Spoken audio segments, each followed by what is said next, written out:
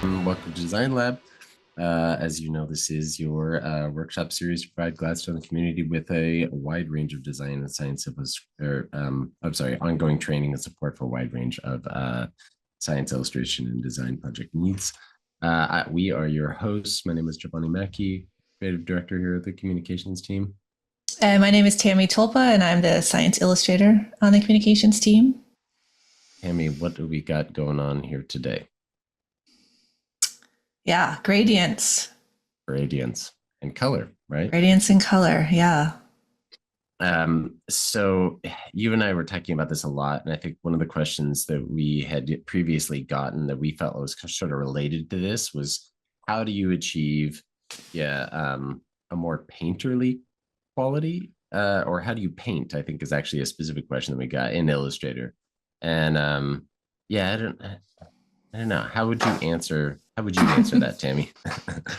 Yeah, my gut would say it's not the tool for painting. But then there's always the exception, right? As soon as I would say that, there would be someone out there who would make something with a cool brush stroke, brush or so.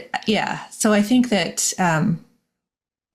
like Photoshop is the better tool for kind of pixels, but also rendering. But there's a lot we can do, right, in Illustrator with some of the 3D tools and definitely gradients and if that's the tool you're comfortable with, it's my favorite tool. So it's the kind of the one I use exclusively now. Yeah, for sure. I think that on a technical side, Illustrator is what is commonly referred to as a drawing application, which is vector based and line and usually shapes and fills and flat colors. And painting applications, as like a specific term, is associated with raster graphics or where you're painting or filling pixels and augmenting the shades in there. So yeah, dealing with pixels rather than vectors. Mm-hmm. But like you're saying, yeah, I totally think that there's tons of people who've created brushes and that are based off of naturalistic textures, but they're vectorized and then they get like a very much a painterly effect. Von Glitschka, which is like a big Illustrator guy, and is really active in like LinkedIn Learning and all of that. So if you ever check out any of those Illustrator things, he's got tons of different demos on how he creates a lot of his illustrations that I recommend, and creating brushes. And but yeah, I think when we create stuff, you and I, it tends to be less stylized, more graphical, more schematical. And that usually lends itself to being, I don't know, a little less editorial and I don't know, lends itself to it being a little bit more graphic, right?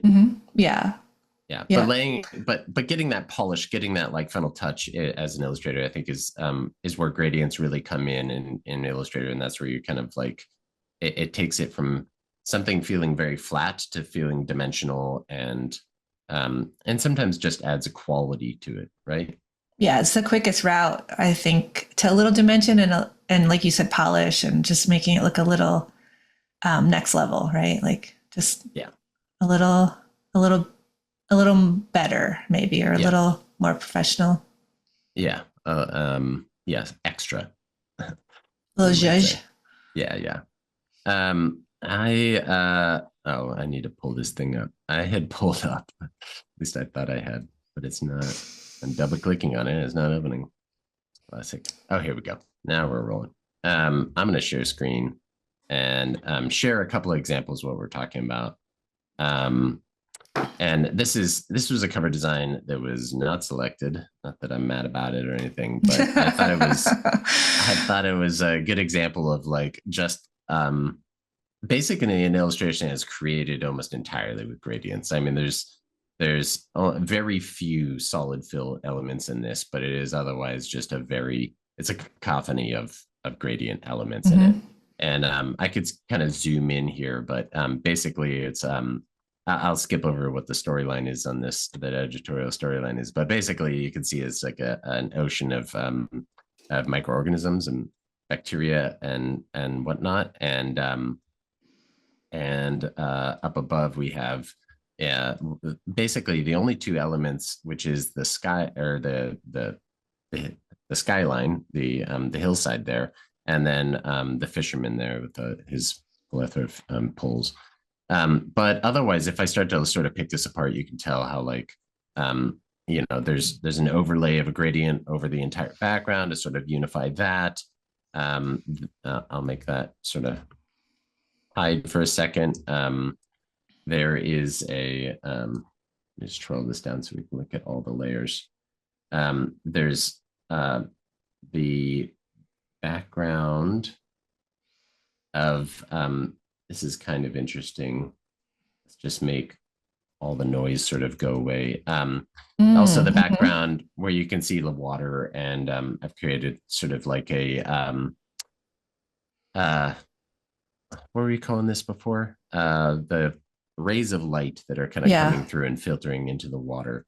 And that's done through like a series of sort of complicated, it's actually a single object. This is just one area that creates this entire thing, but it's actually comprised of multiple fills that have, if I show my gradient annotator here, select this object and show it. And if I go and select each one of these, you can kind of see where these fills kind of sit. They can kind of pop up here, and I can move them individually, and they're just stacked up on a single object. So yeah, I don't know if folks use that very much or are aware of it, but you can actually have one object, but multiple fills or multiple instances of a single appearance or effects applied to them. I've shown that before, but here's a real world example of that. Multiple strokes too. Exactly. Yeah. And then you sort of layer the elements up, and you can see how removing that has also sort of obscured other areas. So yeah, you basically are leveraging the capabilities and of applying transparent as well, gradients to transparent, as well as gradients to from one color to another color, and you can really kind of create that fuller dimension elements. We got a question in the chat. Oh, cool. Never heard of multiple fills. Would be cool to see how to do that. Yeah. My gosh, we did demo that previously, but I'll just suffice it to say, and I'll try to reference that when we did that later. I can pop that into Slack too. But if it's really as simple as hitting this little plus sign. Once you have an object appear or selected, you hit this little plus sign in the appearance panel, and you can add a new element. You can drag a fill into it, and you can duplicate that fill and then augment it to suit your need. So that's exactly what I did. I duplicated these guys, and then I was able to then drag that element out and rotate it and make it suit or add to the scene. Yeah, so it's the appearance panel is where you can add multiple fills or effects or strokes to one shape. Yeah, that's right. Yep. And then, here's another example that is very sort of fresh, actually on the press right now. So the benefits brochure is just about to come out here at Gladstone, and this is the cover that I had created for it. And again, it's just a lot of use of gradients, subtle use of some gradients, more overt use of others, but I think a nice little touch always is to create some kind of depth on an otherwise flat fill, is to create a dark to light to kind of enhance or create that idea of shadow and depth. Whoa, what did we hear over there? Is that a truck going by? Sorry, I live in Jet City. Nice. Okay. It's a jet, I think. Yeah. But yeah, I think every object in here has a little bit of a gradient applied to it, not the least of which is this sort of ribbon effect, which I had to sort of chop up in multiple places just to get that to sort of behave the way I wanted to. And so, but yeah, I think, spending time with gradients and applying them can have a great deal of effect on the overall quality of something that's done and increase the polish. So I got a quick question. So that you put a gradient on a line or a stroke? I did, yeah. So this is applied So this is also really tricky because this line is actually applied with a brush. So it's not your typical stroke. Mm. If you go into your brushes palette, then you can see that you have generally under your brush libraries. Then you have some artistic ones and decorative ones, and I think this is under Looks like, calligraphic. yeah, that's what it Yeah. looks like. And under there is then you get all of these sort of round brushes that are sort of flattened down and at an angle. And this is how you kind of achieve this, where they're all kind of set on a global rotation. And then, yes, I had to strategically clip them in different points so that way I could isolate segments of them. Interestingly enough, you have a lot of capabilities, and we'll go over some of that today. Just as soon as I start this demo, which I should get into. But there are limitations for applying gradients along a stroke if you have a brush applied. Basically, it's much more limited. But as you can see here, it's you can work with those limitations. It's just it's a matter of engineering around it. Cool. So should we just dive in? I think yeah. So I think initially what we were talking about is looking at a scenario which might be a little bit more practical for scientists, and we kind of landed on these guys. Ooh, I forgot to grab these. So I think these are like a common, it's similar to like a strand of DNA, or I mean, I guess this is a strand of DNA, but like where you have this sort of like common repeated element that of a nucleosome strand that I don't know, Tammy. It's there. You built it. It reflects the winding of the DNA around each one of those. Um, uh, what are these guys called? Histones. Histones, yeah. Yeah, they're there. You got them there, but it doesn't. I don't know. It doesn't. There's not a lot of depth there. It's it could be better. It could be improved. Yep. So how do you go about doing that? And so I would start off, by the histone itself. Like, could we apply some gradients in there? Could we get it to, I don't know, be feel a little bit more rounder and full bodied and kind of reflect the actual structure of it? I kind of created this sort of columnar shape, but I think we could throw a gradient in there that would make it feel like it's round bodied. And so I'm going to start here just by throwing in a linear gradient, because the cylinder of it is going to be linear. And I'll just draw that approximately at the angle that it's at. And I'm going to start adjusting this so that way I get like a highlight where I want it. And let's see, and the body of it where I also want so I'm starting out with a base color of that is aligned with the color of the stroke. And the reason I do that is I like to actually approximate or add a stroke on it to add it a little bit more of a graphical quality, or I'll keep that in there. And then I like kind of playing with the fill, or adding the highlight in the fill. And I feel like that the sort of combination that keeps it really graphical and kind of holds up at smaller scales, but you can still kind of like appreciate the sort of more, I don't know, realistic dimensional kind of quality of it too. And so I got a question. Yeah. You must have done something to be able to pick that gray from a stroke and have it. Yeah, I did. You're totally and right. Have it be a fill. Yeah. What was that? There's a couple of things. One, you can, I think you can be highlighted on a point in your gradient annotator here, or your gradient menu here. And you hit this little, it's got a little color picker directly inside that window. And if I grab that, then I can go in there and just select from it. I'm in the habit of holding down shift when I actually do this, because that is actually, if you have the regular eyedropper, holding down the shift will pick up the true tone of whatever it is that you're, it won't pick up the style, it'll pick up the color alone. So that's what I did. Cool. Yeah, thanks for mentioning that.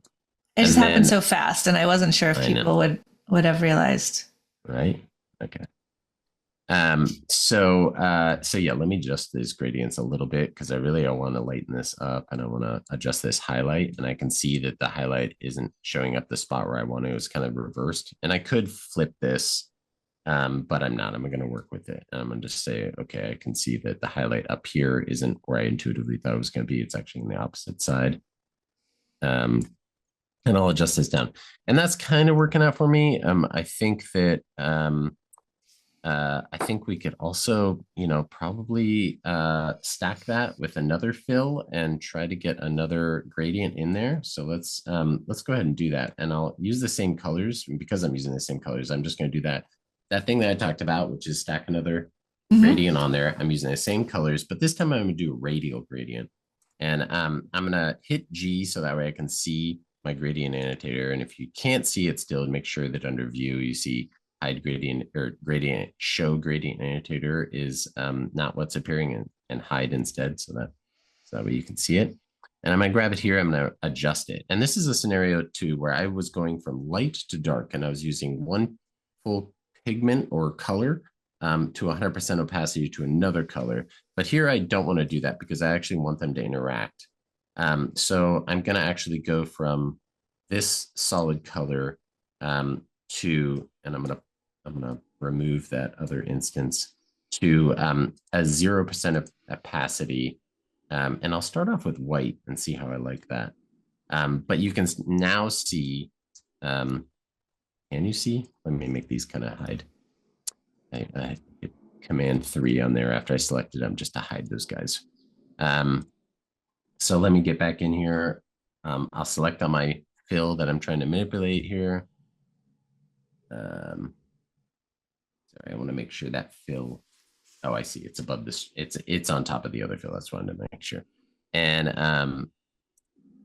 yeah, let me grab this guy, and I want to make it more reflecting the sort of the top of this little marshmallow shaped thing, right? Okay, so I'm just going to adjust this a little bit and rotate it slightly and get it kind of there. And it's kind of getting there, right? It's sort of, yeah, you can definitely see effect. There's a plane, right? Yeah, and it's kind of getting that. It's getting that rim. It's it's sort of getting there. I might fuss around with this a little bit more just to get that. But you know what, Tammy, I'm gonna stop here, because I definitely wouldn't do this in real life. I would just skip this whole step. And Illustrator has a great function that basically approximates or assimilates this gradient or dimensional kind of view of this. And that is just by applying a 3D effect to it. So let's jump to that. So I've already got this set up as a symbol. And at least I think I did. Yeah, let's look at it. Okay. So there's a couple of things going on here, but at the base of it, basically, you can see that it's the 3D effect is already applied sort of everything that I was trying to approximate by adjusting those. But it's even got a little bit more of a little highlight here, which I really like. And applying 3D effects to anything is super easy. And I'll sort of walk through the steps of what I did here. First of all, it starts out with a basic shape. I'll hide this guy real fast. All those artifacts. I started out with a basic shape of a circle, and that is just a straight circle that's created. You go up here in your objects, also hit the L button, the L on keyboard, and you can start drawing a circle. And then you go up to effect. Can you see effect, actually? I don't know if you can see my menu up there. Yep. We can't see the top, but we can see the submenu. So I'm under effect, and I'm going to go up here and say, what am I going to say? 3D materials. And, I could go into this was created a while ago, and I used the classic 3D. I think those there's a lot of randomness that has happened as they rebuilt the 3D effects, and they were quite a bit more complicated. The 3D classic ones, which they still keep around, I still those still work great. So as you select extrude and bevel classic is what I did here. I'm going to enter in those options here. I can access those in my appearance panel. And just reviewing this, I've got a somewhat specific rotation on here just to get the angle that I'm looking for. And I've got it going straight up and down. And the one extra thing that I have on here is that I have mapped this extra graphic on here. And that is something that I could have additionally drawn, but it would have been really difficult to sort of draw in perspective. Whereas what I essentially did here is I created a simple X object with a stroke on it that tapers at the ends. And I just quickly got this together and made it symmetrical. And I dragged that in to create a symbol in my symbols library. Now, the power of that is that, once that's created, then I can add that on a surface of a 3D object. So I went ahead and did that.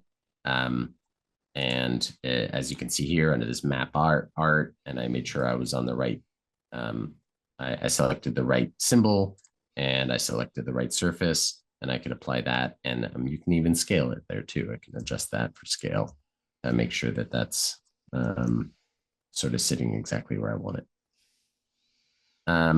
So let's see, I'm going to hit scale to fit just so it pops right in there. Say, okay. Okay. And then now I've created mine. So now what I don't have is I don't have my outline part. But I can easily create that by copying and duplicating this element. And then I can ask it to actually expand the appearance. And once I do that, then it becomes a flat, or it basically just renders it out into, not into a raster image, but it's actually still vector.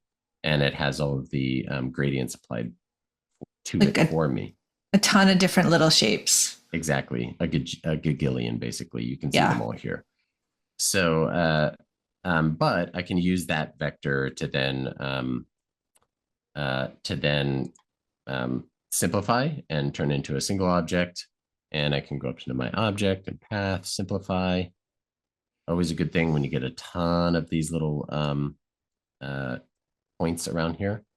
And then I can apply a stroke to that. And then I'm going to copy that. Let's see. I'm going to remove that fill. Let's remove this fill if I can. Can't see what I'm doing because of Zoom. Yeah, Zoom. How did you simplify again all of the? Yeah, you go up to the path menu, and I believe object menu, path, simplify. Okay. And I have a keyboard shortcut set up for that because I used to use it so much. Which you can it's not going to be standard, but you can modify keyboard. I would recommend that one. That one's a great one. I hit Command Option V and I can pull up simplify it.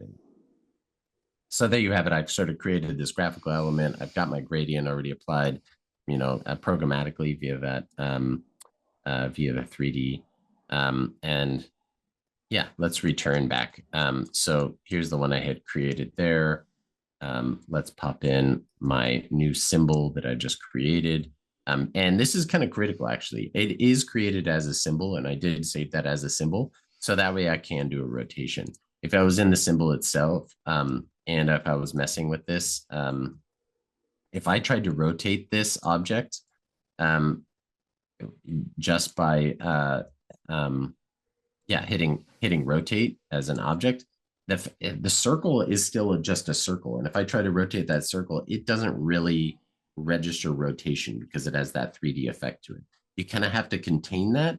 And a great way of doing that is basically encapsulating it as a symbol. So it's kind of an instance within an instance of its, I don't know. How would you describe that, Tammy?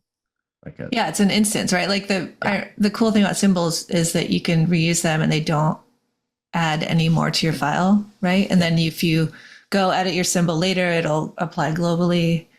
If you decided you wanted the outline to be, blue or something. Yeah, exactly.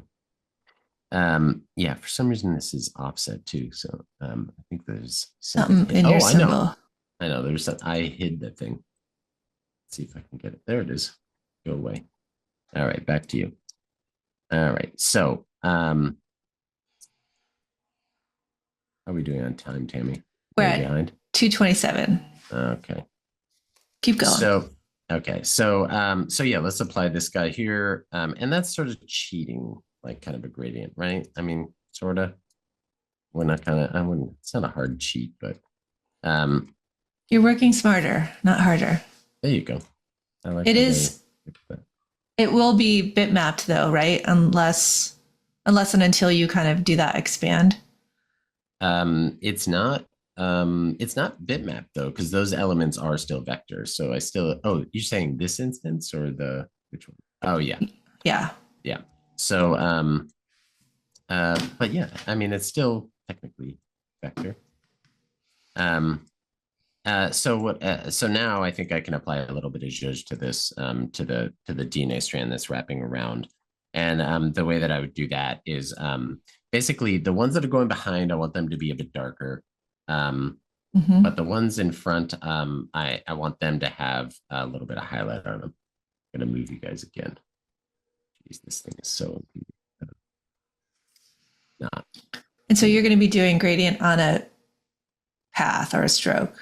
I am, yes.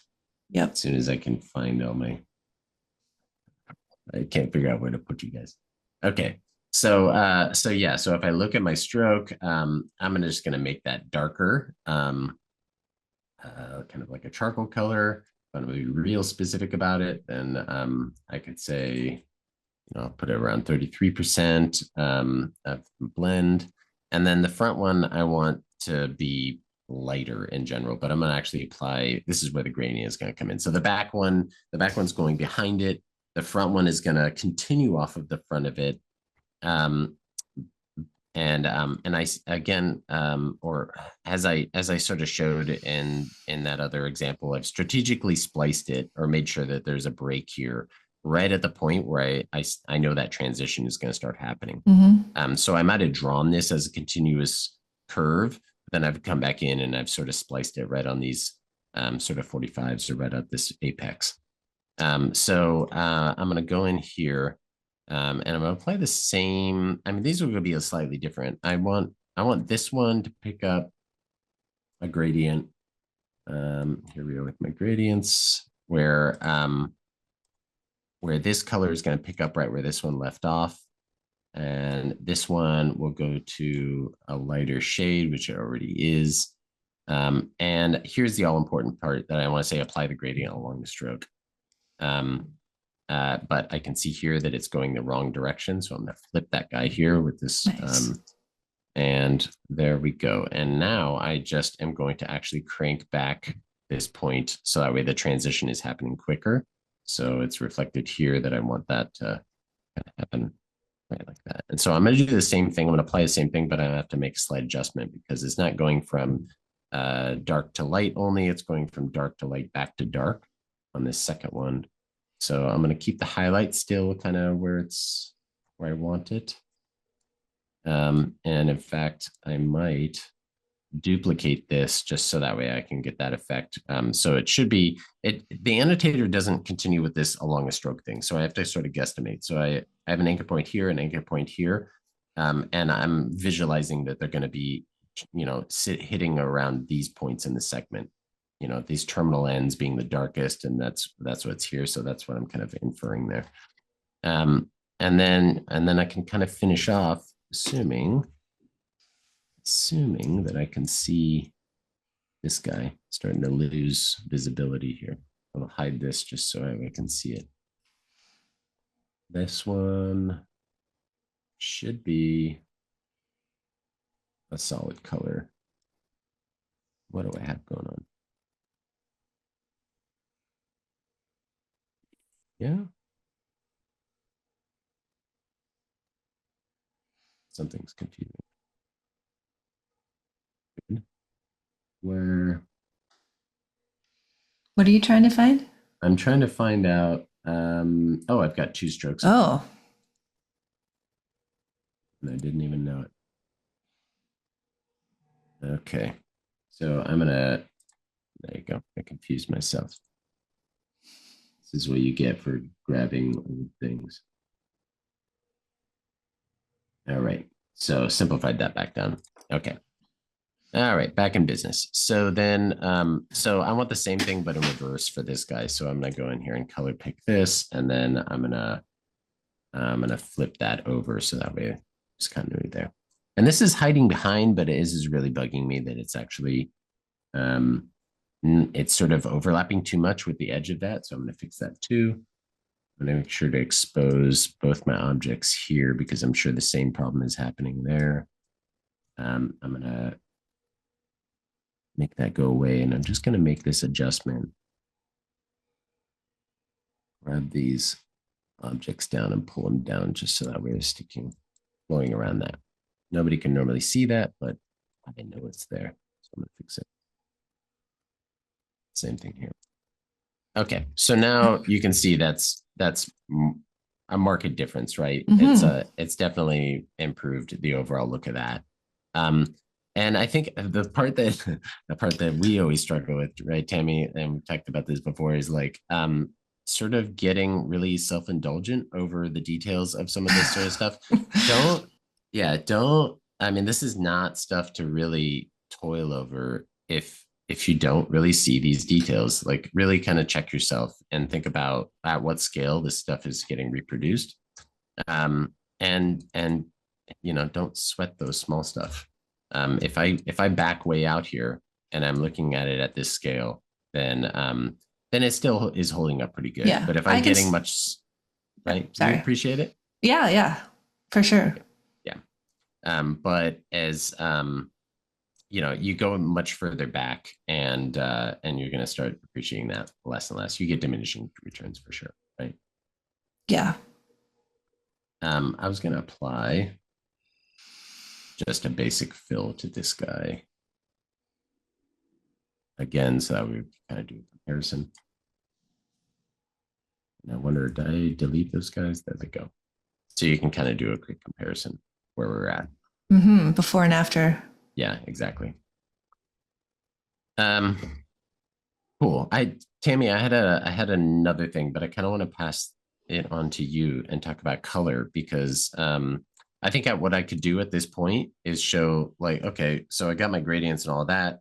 You can see I'm working in black and white, but that's not that exciting. How do I adjust color now that I've spent all this time establishing these points in the gradient?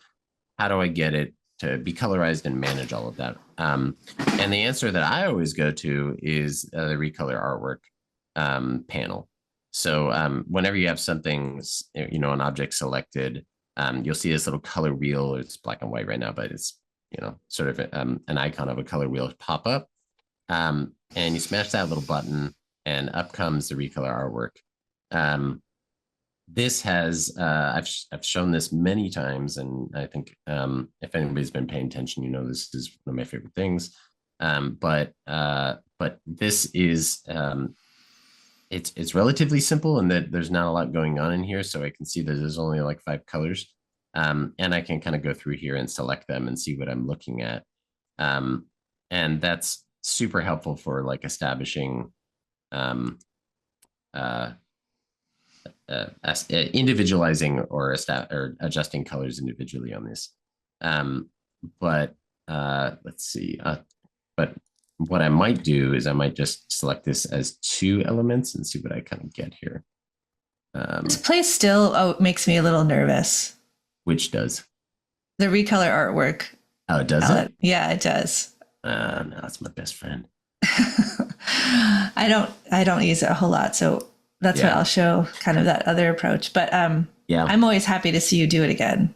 Yeah. So you can see here that I've got a series of colors that actually share the same tone, and so that's if I wanted to do those individually, I'd have to alter one of those.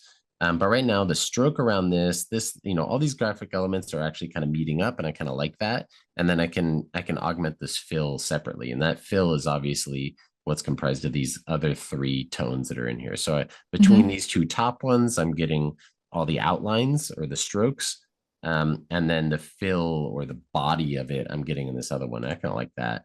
And so I can kind of go in here and adjust that separately. And maybe I'll get that a little bit of a punch that's going to be separate. And then keep all my graphical stuff maybe a little darker, but maybe have a little bit of a tint to it too. And then, no, I do not like this color palette. I don't know what I'm acting like I'm really like loving this or something. I'm not. I would. You're supposed to say, I don't hate this. Right. Yeah, no, I kind of don't like it, but you can see where this is going, where you can really kind of adjust these and tweak these and establish a color palette in that way. So, and it's just sliders, right? Like it's just. Yeah. I mean, don't be afraid of it. It's just, and there's always a back button. But yeah, you basically, I enjoy the HSB color adjustment. It's very intuitive for me. I don't work in CMYK. I don't work in OGB. I don't work in web RGB. Certainly, I don't know who would these days. But basically, yeah, it's you got your hues up top, and you've got your saturation. So how much gray is it? And then your blend at the bottom is how black or how white it is. So yeah, have fun, play with that. And like I said, I think we have some bonus material too about creating a brush out of this, but I'm gonna pass it off to you so that we can get through some more color and we can hear a little more about that. Yeah, so I was going to show a couple ways that I use and manage color. This is a grant figure I created a bit ago, and I popped this in here because I realized totally independently it's kind of a little bit informed by the color palette that we see here, which I thought was kind of a nice accident. And so, so I'll move that over there. So this is, I more than like 4 or 5 colors in a figure, and I get anxiety. I really like a limited color palette. This might be a little more limited than I would normally do, but I'm going to use it as an example of kind of other ways that you can sort of play around with color and manage color. And so if I look over in my swatches palette here, you'll see that I've got 4 colors, right? I have sort of like my magenta, my purple, kind of a teal color, and then I have a really dark blue. It's actually the Gladstone blue, and I like to use really dark blue or really dark green instead of black. Unless black is required. And then that's it. I've got this little folder with these 4 colors in there. And then my approach to color also is to kind of use it to color code, to use it to create similarity. So you could really see pretty easily that all these elements that are purple kind of belong to sort of disease modeling. All these magenta elements kind of belong here, and all these teal elements belong to sort of training and education. And a lot of that is this big background piece, but it's also that the other pieces inside share those colors. So if I go over here to my palette, I don't have this green color in here, but I'm just going to click on that color, and it's RGB. So I like to work in RGB, and most journal figures are requesting RGB. And you can see that it's RGB sliders here. And then if I go to my colors that I've saved, you can see that there's just a single slider. And so this is because I saved these as a palette as global colors. So if I double click here, you can see that, right? You don't get the sliders, but you do get the hex number. So it's and in here?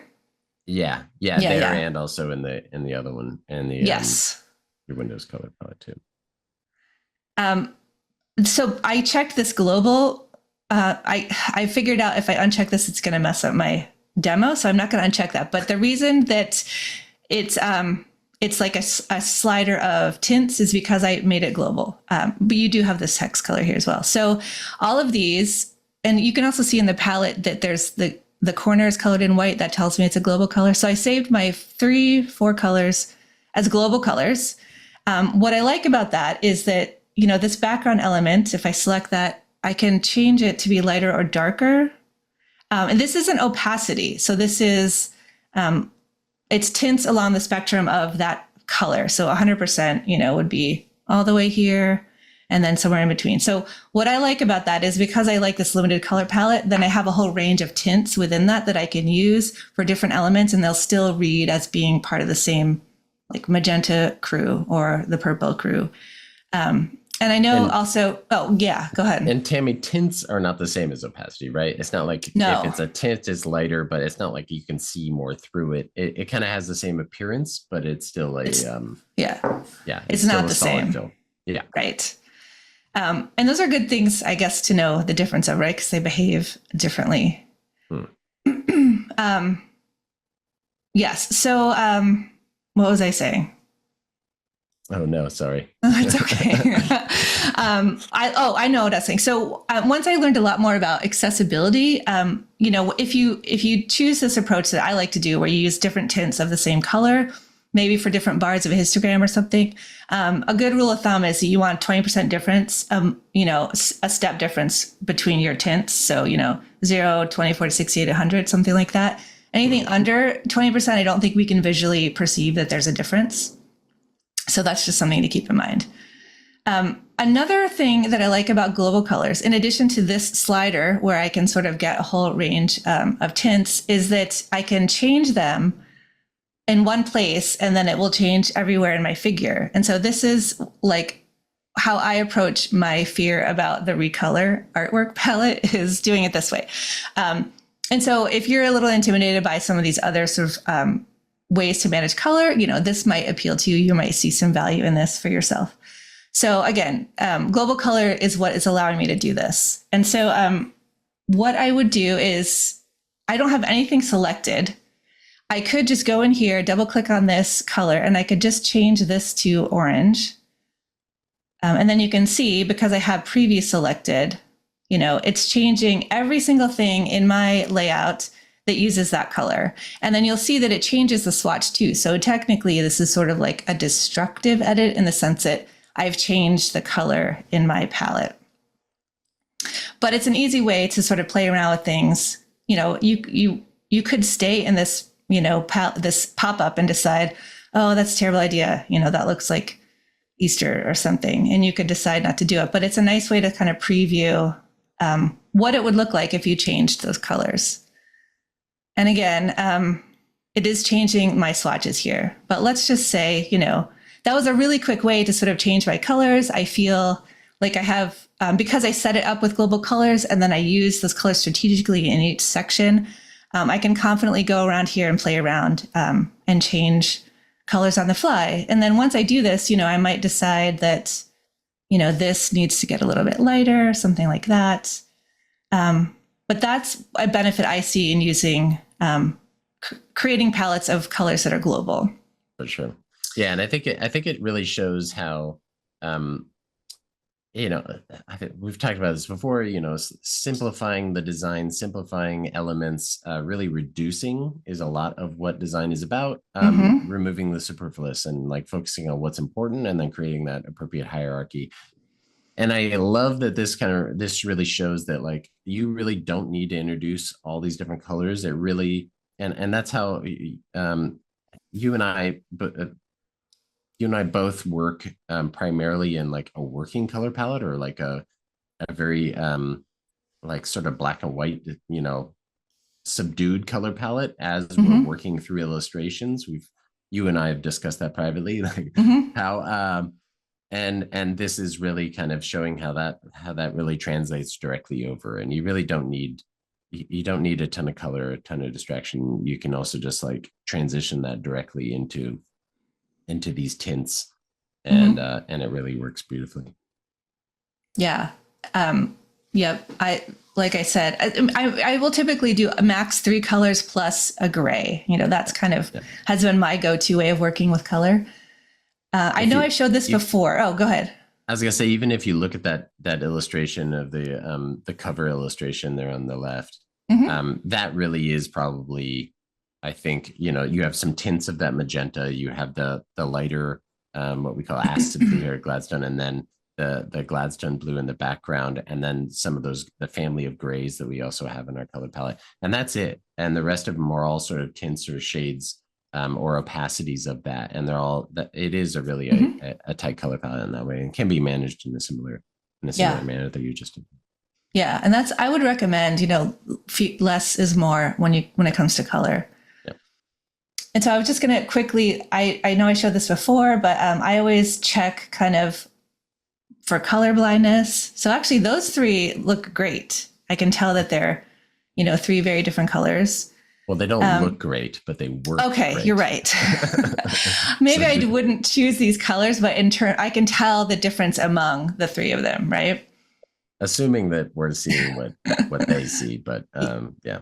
Anyway, and if I didn't, if they were close but not a little closer, one trick, is this little white, a white stroke or any kind of white gap or something between colors that are a little close. You can even do that on like some of your data visualizations.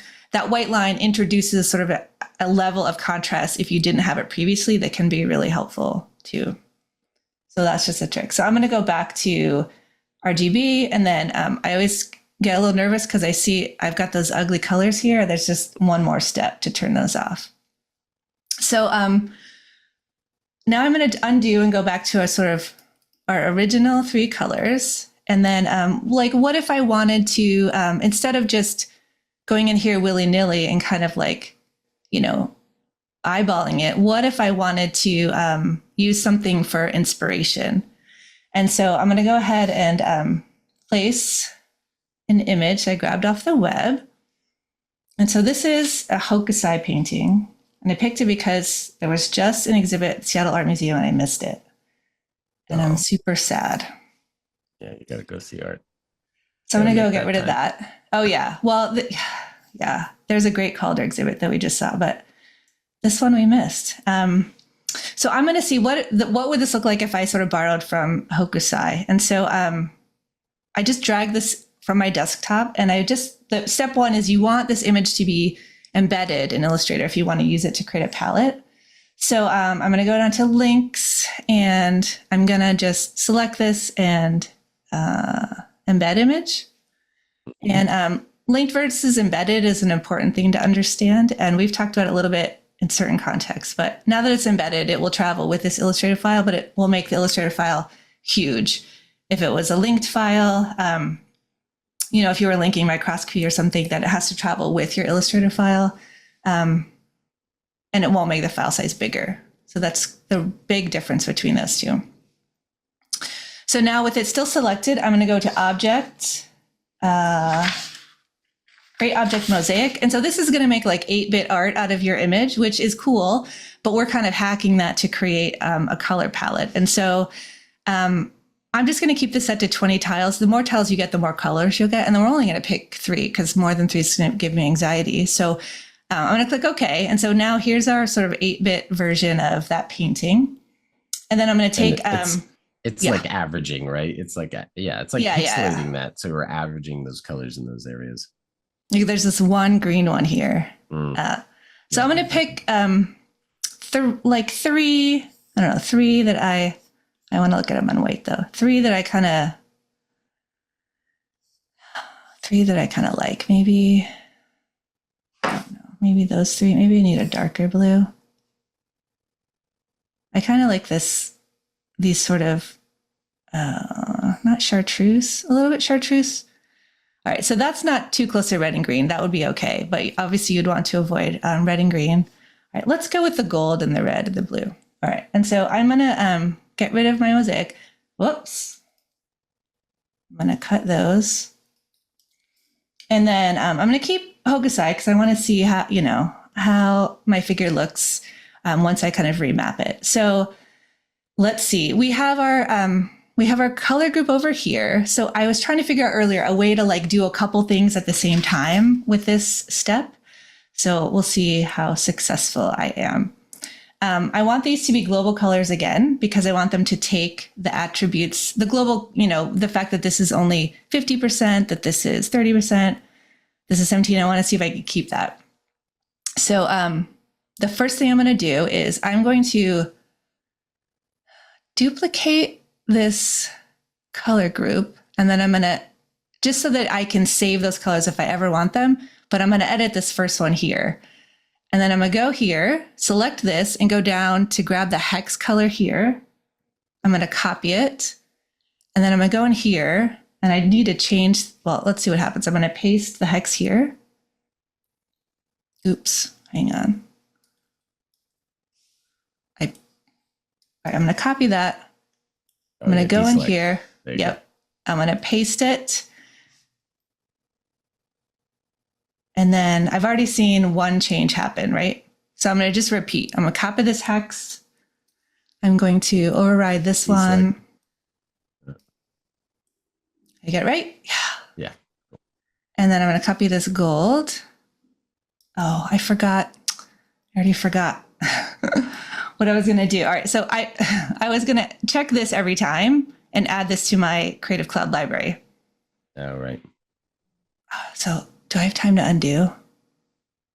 Well, I don't know if people are familiar with using Creative Cloud libraries, but all I had to do every time was just make sure I checked add to library when I was creating or editing that swatch.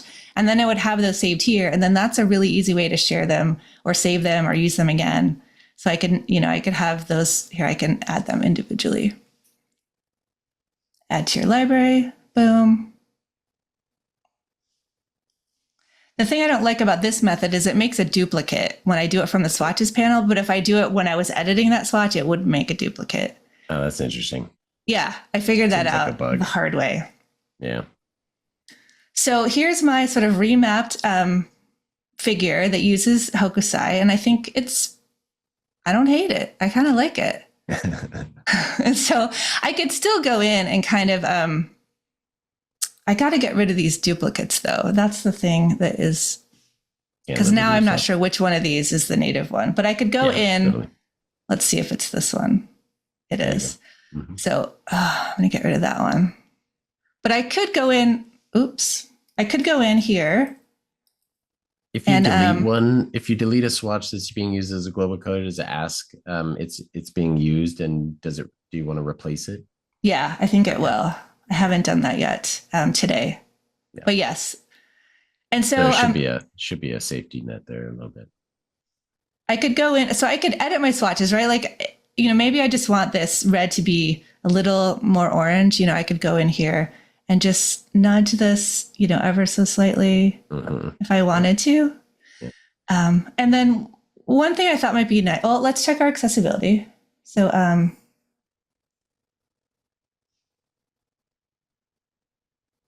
right. So those two are pretty similar, and none of those colors are great, but yeah, but neither is the original, right? Your inspiration didn't fare too well either. I might just lean into contrast to help me out with that. But as long as we talked about gradients, I thought real quickly I could also do a little bit here. I might just add a gradient instead of having this flat color back here. Let's add a gradient. Giovanni, I noticed you do this too, where you just add another point there that you can then edit. So because these are global, right, I can just use those tints and shades of my color. Yeah. I could make this radial. I could flip it. That's way too dark, but I could use a gradient to sort of guide my viewer on kind of like where I want them to start, or maybe like where the action is. So I could repeat that here, I'm going to do that. And so it's another, in addition to sort of creating dimension, you can also, do you see what happened? Yeah. It's the gradient tool and the gradient annotator are the constant bane to my existence as far as like trying to click on the right thing and then drag the right thing. You got to be patient or have patience. So yeah, love it. Adds a lot more drama to that scenario, and it can be like a subtle touch to that. Yeah, and you want to be careful that text is still readable behind it. Yeah, for sure. But so in addition to that, like I said, that dimension, you can also use it to draw attention to certain locations within your figure. Great, like a vignetting. but it's yeah, it's adds a point of focus. That's great.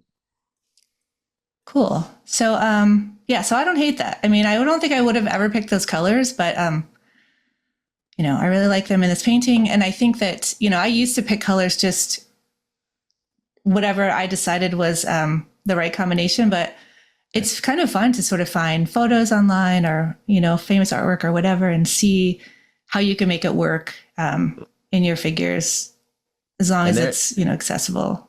You know, you and I, we don't have time to dive into all of these, but I think we should just note that there are actually multiple ways that Adobe kind of creates that as a point of entry for this. They have Adobe Color is a separate product that's sort of integrated into libraries, you know, yet another product that they've sort of layered in and is part of this suite of applications. And I think there's ways to analyze a photo and to grab gradients or, you know, swatches from it. You're sort of limited to just, you know, 5 colors or something like that on some of those. And then there's also generative recolor tool, which Adobe, you know, introduced not so long ago with this generative revolution we're in the midst of right now. But does all work in sort of similar ways where you can kind of experiment with color. But I like this a lot because you can really kind of directly go to something and really kind of select what you like out of it. There's a question in the chat about brewer palettes. That used to be called Color Brewer, I think. I don't know. I haven't used it. Yeah, Color Brewer, I think, is the R package. It's Cynthia Brewer. She's a color scientist, and she came up with these palettes a long time ago to pretty much help data scientists to pick colors, because they're really bad at picking colors, folks who don't have proper color training.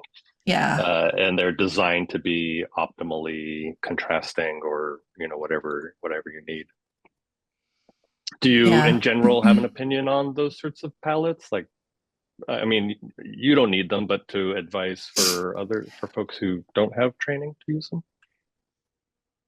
I think they're great. I think anything that kind of helps. I think that it just depends on how you're applying it, you know? So I think it's just with any discipline, you know, it just requires practice for honing and understanding, okay, I'm going to use a certain color with a certain amount of saturation or density, you know, to reinforce that hierarchy that you're after.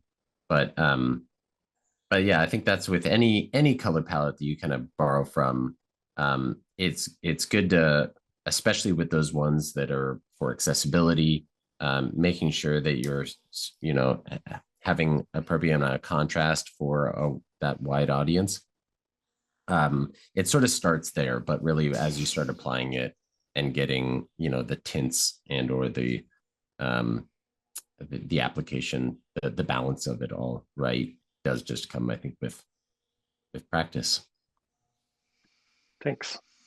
Yeah. Super helpful. Great.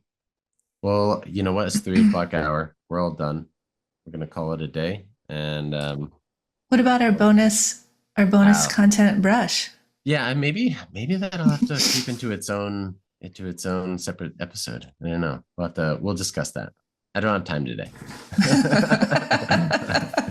But this is great. Yeah, we actually finished on time, I think. So thanks everyone for joining. And thank you. We'll be back again. Do you know what the next topic is, Tammy? I don't. Ask you this because I have no idea. I don't think we've decided yet. So okay. Yeah, so we'll figure that out. Okay, yeah. TBD. Thanks for joining, and yeah, see you again next time. Thanks everyone. See you.